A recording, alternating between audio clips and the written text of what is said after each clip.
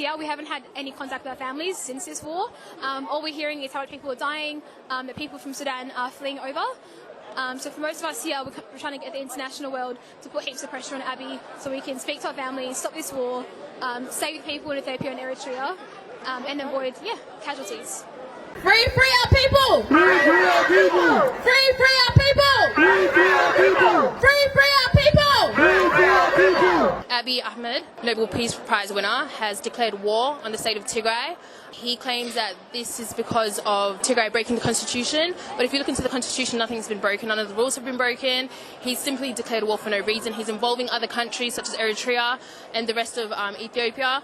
A lot of people are dying right now, and I feel like we need to create awareness and let this be heard. At the moment, he's leading the country without holding any elections. His term has expired, but he's continuing to cling on to power, and he's at a position where he started waging war against people that have been speaking against him, saying, look, you need to be holding elections and so on. So he has waged a war into a regional state, which is called Tigray, where we come from.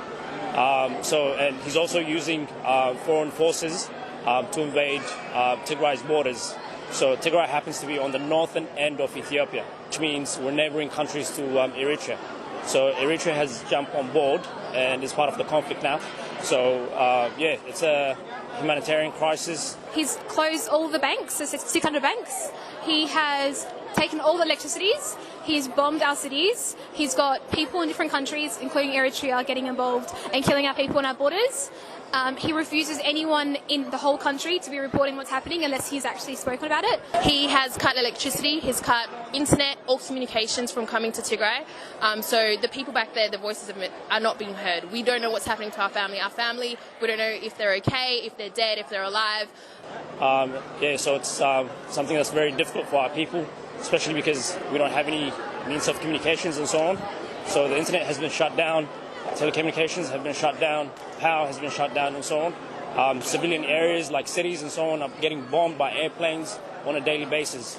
So we're here to speak against the injustice that's happening to our people. The international community needs to interfere and, stand right next to us and put some pressure on Abiy Ahmed, this illegitimate leader of Ethiopia, to stop the war. I think for most of us here, we haven't had any contact with our families since this war. All we're hearing is how many people are dying, that people from Sudan are fleeing over. So for most of us here, we're trying to get the international world to put heaps of pressure on Abiy so we can speak to our families, stop this war, save people in Ethiopia and Eritrea, and avoid, casualties. I stand with Tigray! I stand with Tigray! I stand with Tigray! I stand with Tigray! Say no to war! Say no to war!